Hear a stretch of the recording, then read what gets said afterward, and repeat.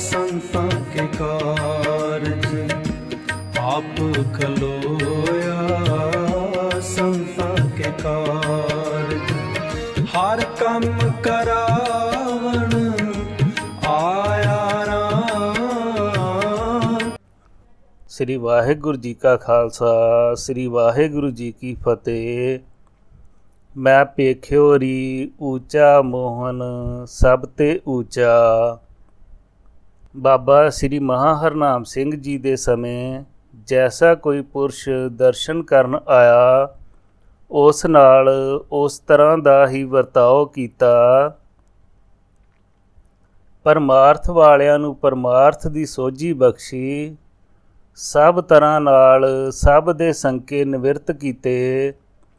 ਨਿਰੀਆਂ ਗੱਲਾਂ ਨਾਲ ਹੀ ਤਸੱਲੀ ਨਹੀਂ ਕਰਵਾਈ, ਸਭ ਕੁਝ ਪ੍ਰਤੱਖ ਰੂਪ ਵਿੱਚ ਦਿਖਾ ਕੇ ਸਭ ਦੇ ਘਰ ਪੂਰੇ ਕਰਕੇ ਤੋਰਿਆ। ਬਾਬਾ ਜੀ ਦੇ ਸਮੇਂ ਇੱਕ ਗੁਰਸਿੱਖ ਗੁਰੂ ਨਾਨਕ ਦੀ ਬੰਸ ਵਿੱਚੋਂ, ਜਿਨ੍ਹਾਂ ਦਾ ਨਾਮ ਬੇਦੀ ਕਰਤਾਰ ਸਿੰਘ ਸੀ, ਪਹਿਲੇ ਉਸ ਦਾ ਇੱਕ ਸੇਵਾਦਾਰ ਆ ਕੇ ਆਗਿਆ ਲੈ ਗਿਆ। ਨਾਲ ਹੀ ਬੇਨਤੀ ਕਰ ਗਿਆ ਕਿ ਮਹਾਰਾਜ ਉਹਨਾਂ ਦੇ ਨਾਲ ਸੰਗਤ ਵੀ ਹੈ। ਬਾਬਾ ਜੀ ਨੇ ਬਚਨ ਕੀਤਾ, ਸੁੱਧ ਹੈ ਆ ਜਾਵੇ। ਸੇਵਕ ਦੇ ਜਾਣ ਬਾਅਦ ਭਾਈ ਚੰਦਾ ਸਿੰਘ ਆਦਿਕ ਸੰਗੀਆਂ ਨੂੰ ਹੁਕਮ ਕੀਤਾ, ਉਹਨਾਂ ਦੀ ਰਿਹਾਇਸ਼ ਵਾਸਤੇ ਸੰਤ ਦਲ ਸਿੰਘ ਵਾਲੇ ਗੁਰਦੁਆਰੇ ਵਿੱਚ ਬੰਦੋਬਸਤ ਕਰਨ ਦਾ ਹੁਕਮ ਕਰ ਦਿੱਤਾ। ਉਪਰੰਤ ਕੁਝ ਦਿਨਾਂ ਬਾਅਦ ਹੀ ਬੇਦੀ ਕਰਤਾਰ ਸਿੰਘ ਜੀ ਵੀ ਪਹੁੰਚ ਗਏ। ਸਭ ਤੋਂ ਪਹਿਲਾਂ ਦਰਸ਼ਨ ਕਰਨ ਲਈ ਬਾਬਾ ਜੀ ਪਾਸ ਡੇਰੇ ਪਹੁੰਚੇ। ਅੱਗੇ ਇੱਕ ਸੇਵਕ ਪਹਿਰੇਦਾਰ ਖੜਾ ਸੀ, ਉਸ ਦੇ ਰਾਹੀਂ ਅੰਦਰ ਬੇਨਤੀ ਪਹੁੰਚਾਈ। ਅੱਗੋਂ ਹਜ਼ੂਰ ਨੇ ਬਚਨ ਕੀਤਾ, ਉਸ ਦੇ ਹੱਥ ਵਿੱਚ ਕੀ ਹੈ? ਤਾਂ ਪਹਿਰੇਦਾਰ ਨੇ ਬੇਨਤੀ ਕੀਤੀ, ਮਹਾਰਾਜ ਉਸ ਦੇ ਹੱਥ ਵਿੱਚ ਸੋਨੇ ਦੀ ਮੁੱਠੀ ਵਾਲੀ ਵੱਡੀ ਕਿਰਪਾਨ ਹੈ। ਤਾਂ ਹਜ਼ੂਰ ਨੇ ਬਚਨ ਕੀਤਾ, ਜੇ ਦਰਸ਼ਨ ਕਰਨੇ ਹਨ ਤਾਂ ਕਿਰਪਾਨ ਬਾਹਰ ਰੱਖ ਕੇ ਆਵੇ। ਸੇਵਕ ਨੇ ਇਹੋ ਹੁਕਮ ਬੇਦੀ ਕਰਤਾਰ ਸਿੰਘ ਜੀ ਨੂੰ ਜਾ ਸੁਣਾਇਆ ਤਾਂ ਉਹਨਾਂ ਨੇ ਉਸੇ ਸਮੇਂ ਹੀ ਆਪਣੇ ਸੇਵਕ ਨੂੰ ਕਿਰਪਾਨ ਫੜਾ ਕੇ ਬਚਨ ਕੀਤਾ, ਜਿਸ ਤਰ੍ਹਾਂ ਉਹਨਾਂ ਦਾ ਹੁਕਮ ਉਹੀ ਮੰਨਣ ਵਿੱਚ ਭਲਾ ਹੈ। ਤੇ ਬੇਦੀ ਕਰਤਾਰ ਸਿੰਘ ਜੀ ਦਰਸ਼ਨ ਕਰਨ ਵਾਸਤੇ ਅੰਦਰ ਆ ਗਏ। ਜਿਸ ਵਕਤ ਬੇਦੀ ਜੀ ਬਾਬਾ ਜੀ ਦੇ ਸਾਹਮਣੇ ਆਏ ਤਾਂ ਆਪ ਮੁਹਾਰੇ ਨੇਤਰ ਭਰ ਕੇ ਬੋਲ ਉੱਠੇ, ਕੋਈ ਤੁਹਾਨੂੰ ਕੀ ਜਾਣੇ। ਬਾਬਾ ਜੀ ਨੇ ਤਤਕਾਲ ਹੀ ਬੇਦੀ ਸਾਹਿਬ ਨੂੰ ਬਚਨ ਕੀਤਾ, ਬੇਦੀ ਸਾਹਿਬ ਚੁੱਪ ਰਹੋ, ਅੱਗੇ ਨਹੀਂ ਜਾਣਾ। ਉਪਰੰਤ ਬੇਦੀ ਕਰਤਾਰ ਸਿੰਘ ਜੀ ਚੁੱਪ ਹੋ ਗਏ।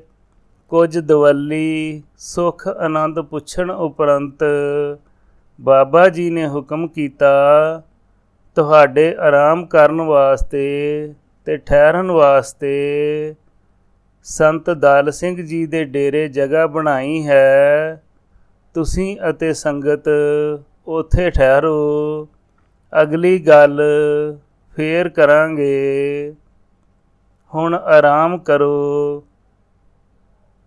ਉਪਰੰਤ ਬੇਦੀ ਸਾਹਿਬ ਜੀ ਸੰਗਤ ਸਮੇਤ ਸੰਤ ਦਲ ਸਿੰਘ ਜੀ ਦੇ ਅਸਥਾਨ ਉੱਤੇ ਚਲੇ ਗਏ। ਇੱਥੋਂ ਹੀ ਰੋਜ਼ ਆਉਣਾ ਤੇ ਵਾਪਸ ਚਲੇ ਜਾਣਾ।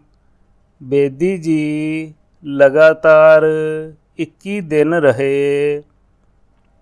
ਹਰ ਤਰ੍ਹਾਂ ਵਿਚਾਰ ਹੋਏ, ਜਿਨ੍ਹਾਂ ਦਾ ਪੂਰਾ ਵੇਰਵਾ ਤਾਂ ਨਹੀਂ ਮਿਲਿਆ। ਉਸ ਸਮੇਂ ਲੇਖਕ ਦੇ ਮਾਤਾ ਤੇ ਪਿਤਾ ਵੀ ਸੇਵਾ ਵਿੱਚ ਹਾਜ਼ਰ ਸਨ। ਕਦੇ ਕਦੇ ਗੱਲਬਾਤ ਦੌਰਾਨ ਮੌਕੇ 'ਤੇ ਵੀ ਹਾਜ਼ਰ ਹੁੰਦੇ ਸਨ। ਨਾ ਹਾਜ਼ਰ ਹੋਣ ਦਾ ਇਹ ਵੀ ਕਾਰਨ ਹੈ ਕਿ ਜਿਸ ਸੇਵਕ ਨੂੰ ਹਾਜ਼ਰ ਹੋਣ ਦਾ ਹੁਕਮ ਹੁੰਦਾ ਉਹੀ ਉੱਥੇ ਬੈਠ ਸਕਦਾ ਸੀ। ਇਸੇ ਸਮੇਂ ਵਿੱਚ ਬਾਬਾ ਜੀ ਨੇ ਫਰਮਾਇਆ, ਬੇਦੀ ਗੁਰੂ ਨਾਨਕ ਨੂੰ ਸਭ ਗੁਰੂਆਂ ਨੇ ਬਾਣੀ ਉਚਾਰਨ ਸਮੇਂ ਵੀ ਆਪ ਤੋਂ ਦਾਹਿਨੇ ਰੱਖਿਆ ਹੈ। ਬੇਦੀ ਨੇ ਪੁੱਛਿਆ, ਜੀ ਕਿਸ ਤਰ੍ਹਾਂ? ਬਾਬਾ ਜੀ ਨੇ ਫਰਮਾਇਆ, 13 ਸ਼ਬਦ ਕੋਈ 2 ਅੱਖਰਾਂ 'ਚ, ਕੋਈ 3 ਜਾਂ 4 ਅੱਖਰਾਂ ਵਿੱਚ ਹੈ। ਜਿਸ ਢੰਗ ਨਾਲ ਲਗਾ ਮਾਤਰਾ ਗੁਰੂ ਨਾਨਕ ਨੇ ਬਾਣੀ ਵਿੱਚ ਵਰਤੀਆਂ ਹਨ, ਹੋਰ ਸਤਿਗੁਰਾਂ ਨੇ ਲਗਾ ਮਾਤਰਾ ਵਿੱਚ ਫਰਕ ਰੱਖਿਆ ਹੈ। ਅਸੀਂ ਸਮਝਦੇ ਹਾਂ ਕਿ ਇਹ ਗੁਰੂ ਨਾਨਕ ਸਾਹਿਬ ਜੀ ਦਾ ਸਤਿਕਾਰ ਹੀ ਕੀਤਾ ਹੈ। ਉਪਰੰਤ ਬੇਦੀ ਜੀ ਕੁਝ ਸਮਾਂ ਚੁੱਪ ਹੋ ਗਏ। ਚਿਹਰੇ 'ਤੇ ਬੜੀ ਗੰਭੀਰਤਾ ਆ ਗਈ। ਫਿਰ ਕਿਹਾ, ਸਤ ਹੈ ਜੀ ਮਹਾਰਾਜ, ਸਤ ਹੈ। ਫਿਰ ਸਿਮਰਨ ਅਭਿਆਸ ਬਾਰੇ ਵਿਚਾਰ ਹੋਈ। ਉਸ ਬਾਰੇ ਬਾਬਾ ਜੀ ਨੇ ਬਚਨ ਕੀਤਾ, ਬੇਦੀ ਜੀ ਅਸੀਂ ਤਾਂ ਬਾਣੀ ਜਿਵੇਂ ਜਪਜੀ ਸਾਹਿਬ ਜਾਂ ਸੁਖਮਨੀ ਸਾਹਿਬ ਹੈ, ਇਸ ਦਾ ਅਭਿਆਸ ਆਰੰਭ ਵਿੱਚ ਕਰਾਉਂਦੇ ਹਾਂ।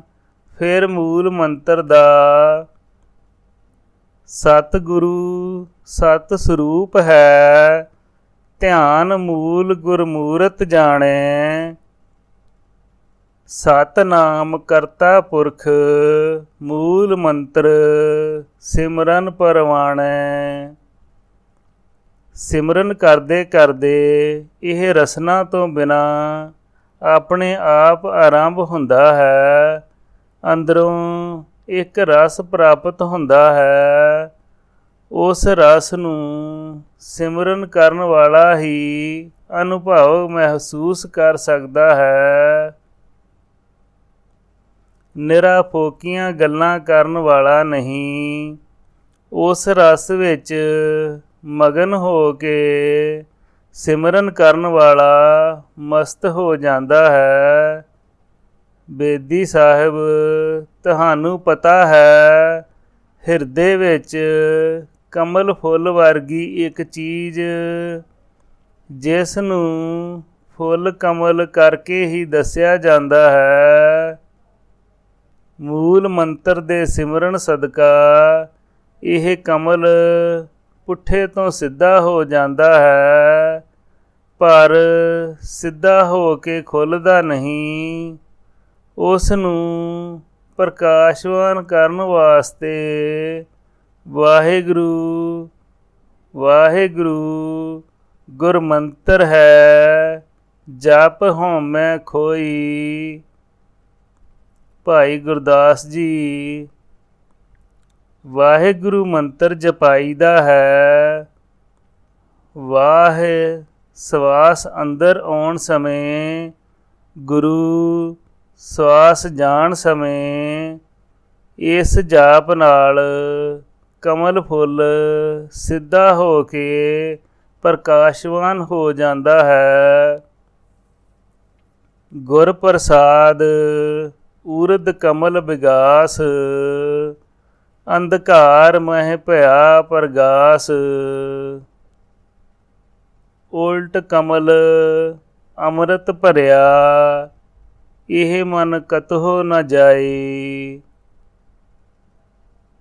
ਅੰਤ ਵਿੱਚ ਇਕੱਲਾ ਵਾਹਿ ਵਾਹਿ ਦਾ ਜਾਪ ਹੀ ਰਹਿ ਜਾਂਦਾ ਹੈ। ਗੁਰੂ ਬੰਦ ਹੋ ਜਾਂਦਾ ਹੈ। ਵਾਹ ਵਾਹ ਆਪ ਅਖਾਇਂਦਾ, ਗੁਰ ਸਬਦੀ ਸੱਚ ਸੋਈ। ਵਾਹ ਵਾਹ ਸਿਫਤ ਸਲਾਹ ਹੈ, ਗੁਰਮੁਖ ਬੂਝੈ ਕੋਈ। ਵਾਹ ਵਾਹ ਬਾਣੀ ਸੱਚ ਹੈ, ਸੱਚ ਮਿਲਾਵਾਂ ਹੋਈ। ਨਾਨਕ ਵਾਹ ਵਾਹ ਕਰਤਿਆਂ ਪ੍ਰਭ ਪਾਇਆ, ਕਰਮ ਪ੍ਰਾਪਤ ਹੋਈ। ਥੋੜ੍ਹਾ ਜਿਹਾ ਮੁਸਕਰਾ ਕੇ ਬੇਦੀ, ਸਾਨੂੰ ਤਾਂ ਇੰਨਾ ਕੁ ਪਤਾ ਹੈ। ਸੁਣ ਕੇ ਫਿਰ ਬੇਦੀ ਜੀ ਨੇ ਕਿਹਾ, ਜੀ ਹੋਰ ਸ਼ੰਕਾ ਹੈ? ਬਾਬਾ ਜੀ ਨੇ ਬਚਨ ਕੀਤਾ, ਦੱਸੋ।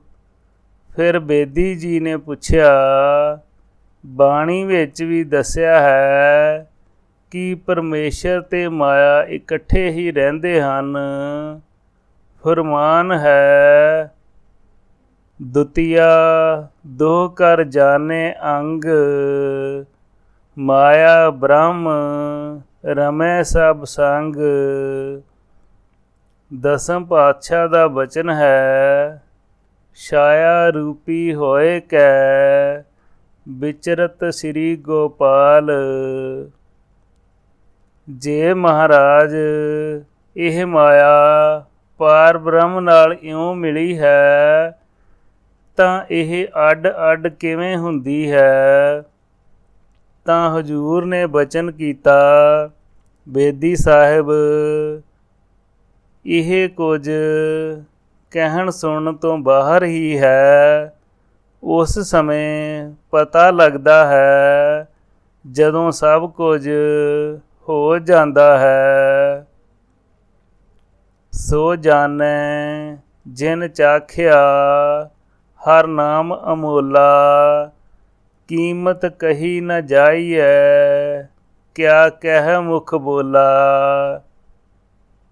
ਤਾਂ ਬਚਨ ਕੀਤਾ, ਬਾਲਿਆ, ਇੱਥੋਂ ਇੱਕ ਲੀੜਾ ਚੁੱਕ ਕੇ ਸਾਡੇ ਕੋਲ ਵਿਛਾ ਦੇ। ਸੰਤ ਨਰੈਣ ਸਿੰਘ ਜੀ ਨੇ ਹੁਕਮ ਅਨੁਸਾਰ ਵਿਛਾ ਕੇ ਬੇਨਤੀ ਕਰ ਦਿੱਤੀ। ਜੀ ਵਿਛਾ ਦਿੱਤਾ ਹੈ। ਫਿਰ ਹੁਕਮ ਕੀਤਾ, ਬੇਦੀ ਸਾਹਿਬ, ਇੱਥੇ ਉੱਠ ਕੇ ਸਾਡੇ ਕੋਲ ਇਸ ਆਸਨ ਉੱਤੇ ਬੈਠੋ। ਹੁਕਮ ਅਨੁਸਾਰ ਬੇਦੀ ਸਾਹਿਬ ਉੱਠ ਕੇ ਆਸਣ ਉੱਤੇ ਬੈਠ ਗਏ। ਕੀ ਵੇਖਿਆ ਤੇ ਅਨੁਭਵ ਮਹਿਸੂਸ ਕੀਤਾ, ਇਹ ਤਾਂ ਬੇਦੀ ਜੀ ਤੇ ਬਾਬਾ ਜੀ ਜਾਣਨ। ਵੇਖਣ ਵਿੱਚ ਇਤਨਾ ਹੀ ਆਇਆ ਕਿ ਉਸ ਸਮੇਂ ਬੇਦੀ ਜੀ ਦੀਆਂ ਅੱਖਾਂ ਬੰਦ ਤੇ ਗਰਦਨ ਇੱਕ ਪਾਸੇ ਝੁਕੀ ਹੋਈ ਸੀ। ਇਸ ਸਮੇਂ ਦਾਸ ਜਾਨੀ ਲੇਖਕ ਦੇ ਮਾਤਾ ਪਿਤਾ ਦੋਨੋਂ ਹੀ ਹਾਜ਼ਰ ਸਨ। ਕੁਝ ਹੀ ਸਮੇਂ ਉਪਰੰਤ ਬਾਬਾ ਜੀ ਨੇ ਬੇਦੀ ਜੀ ਨੂੰ ਮੋਢੇ ਤੋਂ ਫੜ ਕੇ ਹਿਲਾਇਆ ਤੇ ਕਿਹਾ, ਬੇਦੀ ਜੀ, ਤਕੜੇ ਹੋਵੋ। ਉਸ ਸਮੇਂ ਬੇਦੀ ਕਰਤਾਰ ਸਿੰਘ ਉੱਠ ਹੀ ਰਹੇ ਸਨ। ਮਨ ਅੰਦਰ ਦੀ ਸਮਝ ਕੇ ਬਾਬਾ ਜੀ ਨੇ ਕਿਹਾ, ਬਸ ਰਹਿਣ ਦਿਓ ਬੇਦੀ ਜੀ, ਅਸੀਂ ਤਾਂ ਗੁਰੂ ਨਾਨਕ ਦੇ ਦਾਸ ਹਾਂ। ਉਪਰੰਤ ਬਚਨ ਕੀਤਾ, ਹੁਣ ਤੁਸੀਂ ਦੱਸੋ ਬੇਦੀ ਜੀ, ਤੁਸੀਂ ਕੀ ਵੇਖਿਆ? ਕੀ ਇੱਥੇ ਮਾਇਆ ਤੇ ਬ੍ਰਹਮ ਇਕੱਠੇ ਕਹੋਗੇ ਕਿ ਅੱਡ ਅੱਡ? ਉੱਤਰ ਵਿੱਚ ਬੇਦੀ ਜੀ ਨੇ ਕਿਹਾ, ਜੀ ਮੈਂ ਤਾਂ ਜੋ ਕੁਝ ਸੁਣ ਕੇ ਆਇਆ ਸੀ ਉਸ ਤੋਂ ਵੱਧ ਹੀ ਵੇਖਿਆ ਹੈ। ਤੁਸੀਂ ਬੇਅੰਤ ਤੋਂ ਵੀ ਬੇਅੰਤ ਹੋ। ਸੁਣ ਵੱਡਾ ਆਖੇ ਸਭ ਕੋਏ, ਕੇਵਡ ਵੱਡਾ ਡੀਠਾ ਹੋਏ। ਬੇਦੀ ਜੀ ਹੁਣ ਤੁਸੀਂ ਆਪਣੇ ਆਸਣ 'ਤੇ ਜਾ ਕੇ ਆਰਾਮ ਕਰੋ। ਬਾਕੀ ਗੱਲ ਅਗਲੇ ਭਲਕੇ ਕਰਾਂਗੇ। ਉਪਰੰਤ ਬੇਦੀ ਕਰਤਾਰ ਸਿੰਘ ਜੀ ਸੰਤ ਦਲ ਸਿੰਘ ਜੀ ਦੇ ਡੇਰੇ ਸੰਗਤ ਸਮੇਤ ਆ ਗਏ। ਅਗਲੇ ਦਿਨ ਬੇਦੀ ਕਰਤਾਰ ਸਿੰਘ ਬੜੇ ਉਤਸ਼ਾਹ ਨਾਲ ਦਰਸ਼ਨ ਕਰਨ ਸੰਗਤ ਸਮੇਤ ਆਏ ਤੇ ਬੈਠਣ ਸਾਰ ਹੀ ਬੇਨਤੀ ਕੀਤੀ, ਮਹਾਰਾਜ ਇੱਕ ਹੋਰ ਸ਼ੰਕਾ ਨਿਵਰਤ ਕਰੋ। ਬਾਬਾ ਜੀ ਨੇ ਬਚਨ ਕੀਤਾ, ਦੱਸੋ। ਫਿਰ ਬੇਦੀ ਜੀ ਨੇ ਪੁੱਛਿਆ, ਜੀ ਸ਼ਬਦ ਵਿੱਚ ਧਿਆਨ ਪਹਿਲੇ ਪਹਿਲ ਟਿਕਾਉਣਾ ਔਖਾ ਹੈ, ਕੋਈ ਸੌਖਾ ਢੰਗ ਦੱਸੋ। ਬਾਬਾ ਜੀ ਨੇ ਬਚਨ ਕੀਤਾ, ਬੇਦੀ ਜੀ ਗੁਰੂ ਨਾਨਕ ਸਾਹਿਬ ਦੇ ਚਰਨ ਵਿੱਚ ਪਦਮ ਹੈ, ਉਸ ਦਾ ਧਿਆਨ ਕਰੋ। ਇਕੱਲੇ ਪਦਮ ਦਾ ਧਿਆਨ ਕਰਦਿਆਂ ਕਰਦਿਆਂ ਸਾਰਾ ਸਰੂਪ ਪਦਮ ਦੇ ਵਿੱਚੋਂ ਹੀ ਦਿਸੇਗਾ। ਸਿਮਰਨ ਕਰਦੇ ਰਹਿਣਾ, ਨਿਗਾਹ ਪਦਮ ਉੱਤੇ ਟਿਕਾਈ ਰੱਖਣੀ। ਅੱਖਾਂ ਬੰਦ ਹੋਣ 'ਤੇ ਉਹੀ ਪਦਮ ਅੰਦਰ ਦਿਸੇਗਾ। ਅਗਲੀ ਅਵਸਥਾ ਵਿੱਚ ਸਤਿਗੁਰ ਬਚਨ ਵੀ ਕਰਨਗੇ, ਸੁਣਨਗੇ ਵੀ, ਜਵਾਬ ਵੀ ਦੇਣਗੇ। ਉੱਥੇ ਹਨੇਰੇ ਚਾਨਣ ਦੀ ਪਰਖ ਨਹੀਂ ਹੋਏਗੀ। ਸਿਮਰਨ ਤਾਂ ਆਪਣੇ ਆਪ ਹੀ ਹੁੰਦਾ ਰਹੇਗਾ। ਵਿੱਚੋਂ ਹੀ ਸੰਗਤ ਵਿੱਚੋਂ ਇੱਕ ਪ੍ਰੇਮੀ ਬੋਲਿਆ, ਜੀ ਉਸ ਪਾਸੇ ਵੱਲ ਭਾਵ ਤਸਵੀਰ ਵੱਲ ਵੇਖ ਕੇ ਜਾਪ ਭੁੱਲੇਗਾ। ਤਾਂ ਬਚਨ ਕੀਤਾ, ਉਹ ਸਰੂਪ ਤਾਂ ਹਰ ਵੇਲੇ ਸਾਹਮਣੇ ਰਹੇਗਾ ਤੇ ਜਾਪ ਵੀ ਨਹੀਂ ਭੁੱਲੇਗਾ। ਕੋਈ ਕਰਕੇ ਵੇਖੇ ਤਾਂ ਪਤਾ ਲੱਗੇ, ਸਗੋਂ ਮਨ ਟਿਕੇਗਾ। ਸੁਰਤ ਇੱਕ ਇਕਾਗਰਤਾ ਆਏਗੀ, ਸੁਰਤ ਬਿਰਤੀ ਸੁਹਾਗਣ ਹੋਏਗੀ। ਗੁਰਵਾਕ ਹੈ, ਚਰਨ ਕਮਲ ਧਿਆਨ ਭੀਤਰ, ਘਟ ਘਟ ਹੈ ਸੁਆਮੀ ਸੂਝੈ। ਬੇਦੀ ਜੀ ਸ਼ਬਦ ਸੁਰਤ ਦਾ ਰਸਤਾ ਔਖਾ ਹੈ, ਪਹਿਲੋਂ ਹਰ ਇੱਕ ਨਹੀਂ ਕਰ ਸਕਦਾ। ਚਰਨਾਂ ਦੇ ਧਿਆਨ ਵਾਲਾ ਰਸਤਾ ਸੌਖਾ ਹੈ। ਉਪਰੰਤ ਬੇਦੀ ਕਰਤਾਰ ਸਿੰਘ ਨੂੰ ਬਾਬਾ ਜੀ ਨੇ ਬਚਨ ਕੀਤਾ, ਬੇਦੀ ਸਾਹਿਬ ਤੁਸੀਂ ਕਿਸੇ ਸਮੇਂ ਸੈਂਕੜੇ ਹਜ਼ਾਰਾਂ ਦੇ ਰੂਪ ਵਿੱਚ ਪੁੰਨ ਦਾਨ ਕੀਤਾ। ਉਹ ਪੁੰਨ ਦਾਨ ਕੀਤੇ ਤੂੰ ਜਨਮ ਧਾਰ ਕੇ ਖਾ ਰਿਹਾ ਹੈ ਤੇ ਹੁਣ ਤੂੰ ਲੱਖਾਂ ਦੇ ਰੂਪ ਵਿੱਚ ਪੁੰਨ ਕਰ ਰਿਹਾ ਹੈ ਤੇ ਫਿਰ ਜਨਮ ਧਾਰਨਾ ਪਵੇਗਾ। ਇਉਂ ਤਾਂ ਜਨਮ ਮਰਨ ਨਹੀਂ ਮਿਟਦਾ, ਚੱਕਰ ਹੀ ਚੱਕਰ ਵੱਧਦਾ ਹੈ। ਹੁਣ ਤੇਰੇ ਘਰ ਬੱਚਾ ਵੀ ਨਹੀਂ ਹੋਇਆ, ਇਤਨੇ ਪੁੰਨ ਕਿਸੇ ਦੇ ਹੈ ਨਹੀਂ, ਤੇਰੇ ਕੋਈ ਕਿਵੇਂ ਆਵੇ। ਤੂੰ ਲੋਕਾਂ ਨੂੰ ਤਾਂ ਪੁੱਤ ਦਿੰਦਾ ਹੈ, ਪਰ ਤੇਰੇ ਆਪਣੇ ਇਸੇ ਕਰਕੇ ਨਹੀਂ ਹੋ ਰਿਹਾ। ਰਾਤ ਸਾਡੇ ਕੋਲ ਇੱਕ ਰੂਹ ਆਈ ਹੈ, ਜੇ ਇੱਛਾ ਹੈ ਤਾਂ ਉਸ ਨੂੰ ਤੇਰੇ ਘਰ ਭੇਜ ਦਿੰਦੇ ਹਾਂ। ਹੁਣ ਦੱਸ।